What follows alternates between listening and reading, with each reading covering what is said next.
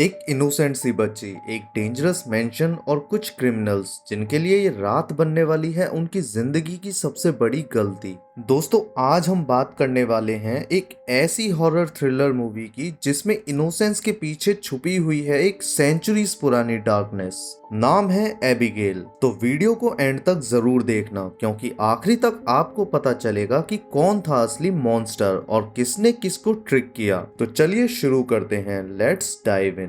Movie की शुरुआत होती है एक खूबसूरत बैले परफॉर्मेंस से, जहां 12 साल की छोटी सी लड़की एबिगेल स्टेज पर ग्रेसफुली डांस कर रही होती है। बैकग्राउंड में सॉफ्ट म्यूजिक चल रहा होता है और सभी लोग उसके डांस से कंप्लीटली मेस्मराइज्ड होते हैं। लेकिन इसी क्राउड में कुछ अजीब लोग भी बैठे होते हैं, 3 क्रिमिनल्स जो उसे बड़े ध्यान से देख रहे होते हैं। बाहर पार्किंग में उनके साथ और 3 लोग बैठे होते हैं, एक हैकर, एक स्नाइपर और एक गेट अवे ड्राइवर जो अंदर वाले ग्रुप का इंतजार कर रहे होते हैं। जैसे ही एबिगेल का परफॉर्मेंस खत्म होता है, वो 3 अंदर वाले लोग उसे क्वाइटली पकड़ लेते हैं और वैन में डालकर ले जाते हैं। सीन एकदम टेंस होता है, लेकिन सब कुछ इतना प्लान्ड होता है कि कोई उन्हें देख भी नहीं पाता। गाड़ी सिटी के रास्तों से छुपते हुए एक बड़े से मैंशन तक पहुंचती है। वहां उनसे मिलता है उनका बॉस लैम्बर्ट। लैम्बर्ट एक काम लेकिन डेंजरस पर्सनैलिटी वाला बंदा है। वो सबको उनके फेक कोड नेम्स देता है,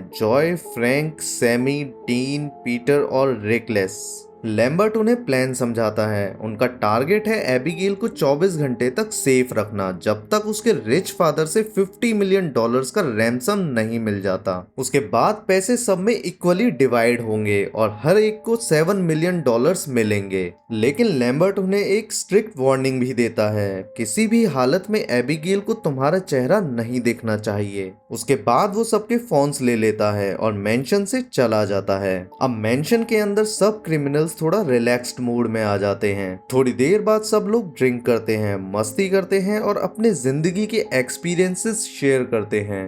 फ्रैंक, पीटर और सैमी जॉय को चैलेंज करते हैं कि वो उनके बारे में कुछ गैस नहीं कर सकती, लेकिन जॉय उन्हें सरप्राइज कर देती है। वो सही सही बता देती है कि फ्रैंक एक एक्स कॉप है। पीटर पहले क्यूबिक माफिया के लिए काम करता था और सैमी एक रिच फैमिली से है जो थ्रिल के लिए क्रिमिनल्स एक्टिविटीज करती है। सब एक पल के लिए शॉक्ड रह जाते हैं।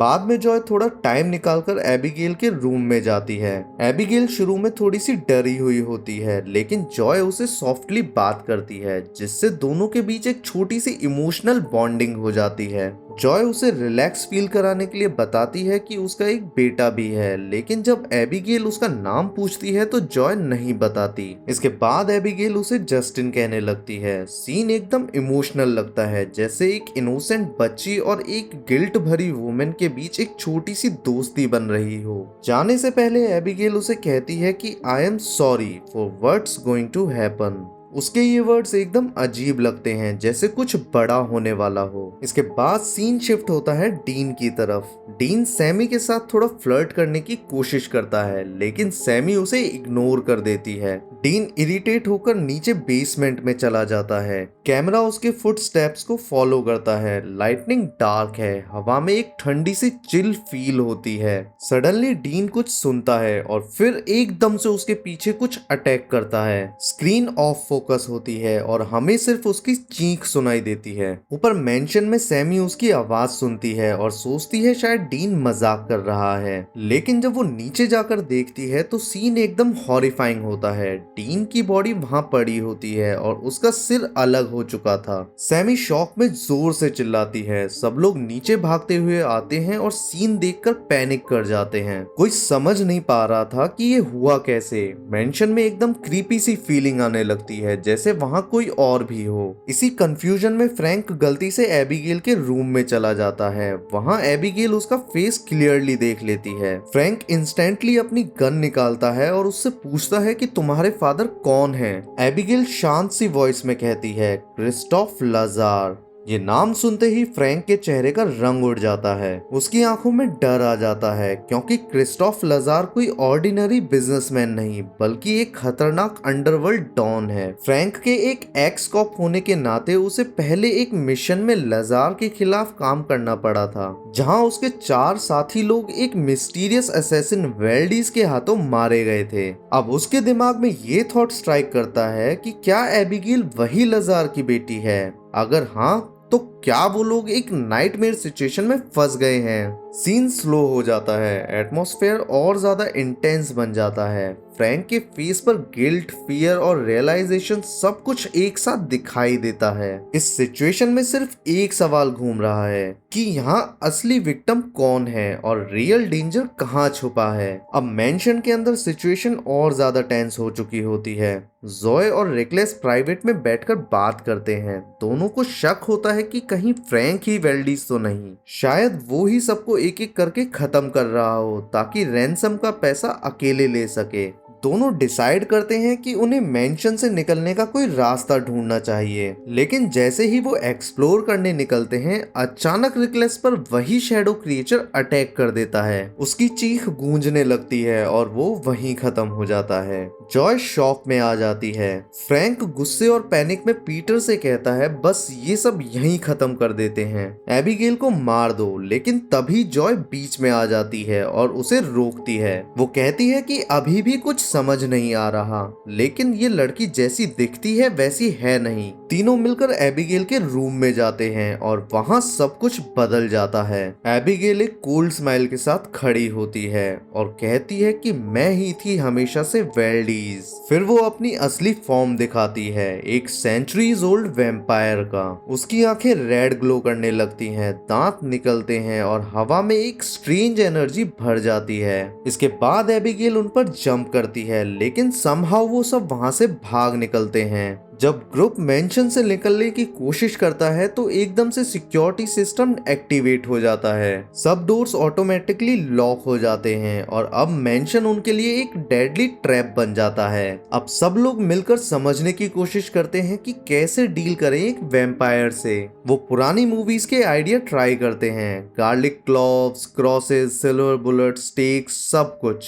एक प्लान बनाकर वो एबिगेल पर अटैक करते हैं। इसके बाद हम देखते हैं कि एबिगेल डीन की बॉडी के साथ डांस कर रही होती है जैसे कोई ट्विस्टेड डॉल हो। फ्रैंक उसके हेड पर शूट करता है, लेकिन वो तुरंत हील हो जाती है। एबिगेल पीटर के क्रॉस नेकलेस को पकड़ती है और उसी से उसे चोट पहुंचाती है। सैमी गार्लिक का यूज करती है, लेकिन उसका कोई भी असर नहीं होता। एबिगेल उसे काट लेती है और सैमी नीचे एक पूल में गिर जाती है जहां डजन्स ऑफ एबिगेल के पुराने शिकारों की बॉडीज होती हैं। जॉय फाइनली एक स्मार्ट मूव करती है। वो वही ट्रैंकुलाइजर यूज करती है जिससे उन्होंने एबिगेल को पहले किडनैप करते वक्त सुलाया था। एबिगेल वापस बेहोश हो जाती है और ग्रुप उसे एक केज में लॉक कर देता है। थोड़ी देर बाद एबिगेल होश में आती है। फ्रैंक उसे थ्रेटन करता है, लेकिन एबिगेल कामली सबके सीक्रेट्स बताना शुरू करती है। वो बताती है कि सैमी का असली नाम जेसिका है, जो अपने रिच पेरेंट्स के पैसे चुराकर भाग गई थी। पीटर का रियल नेम टेरेंस है और वो माफिया के लिए काम करता था।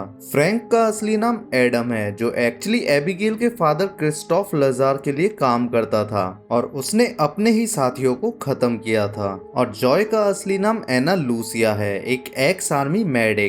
उसका मॉर्फिन एडिक्शन उसकी लाइफ का टर्निंग पॉइंट बन गया जब उससे गलती से एक क्राइम लॉर्ड को चोट पहुंची और उसके बाद उसने अपनी बेटी की कस्टडी खो दी।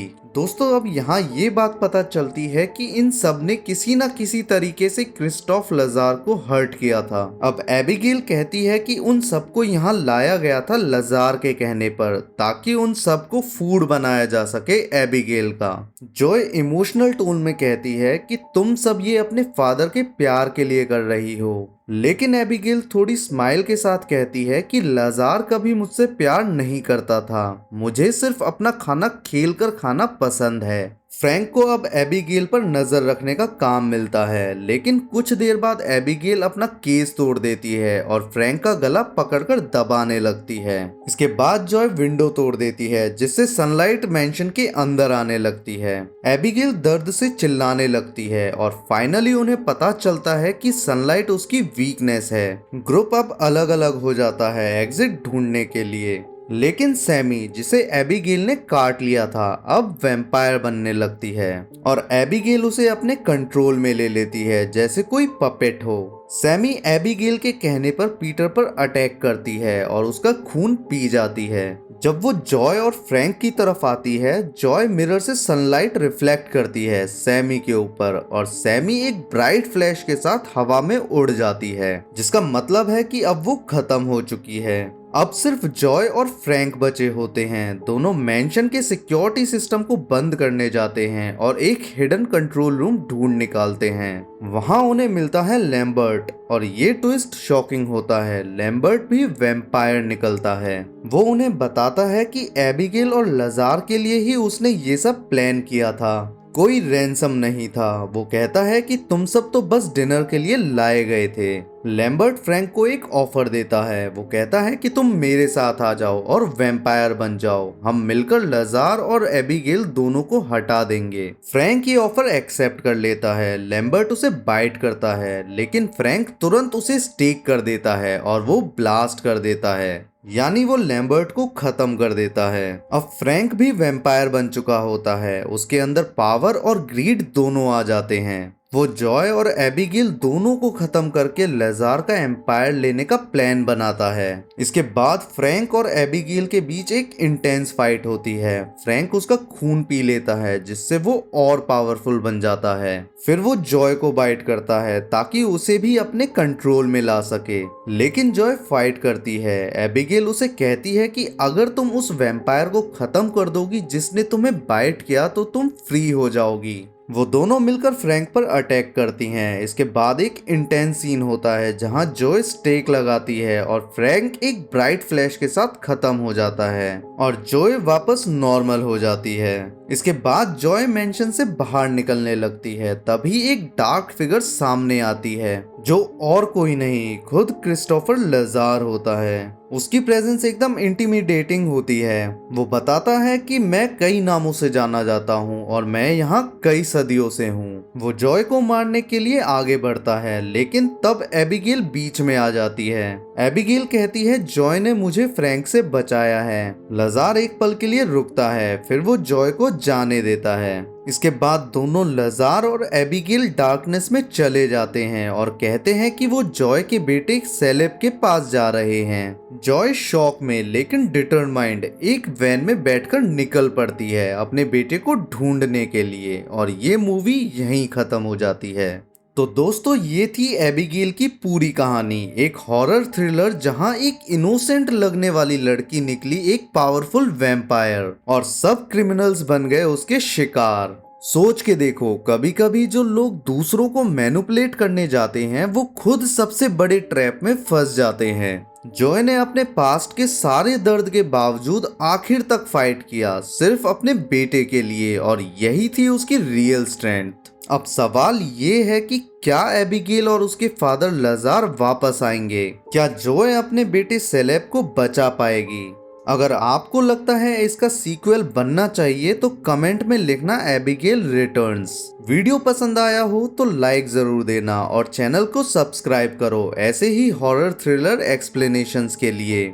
मिलते हैं नेक्स्ट वीडियो में, तब तक के लिए स्टे सेफ और याद रखो, हर इनोसेंट चेहरा हमेशा इनोसेंट नहीं होता।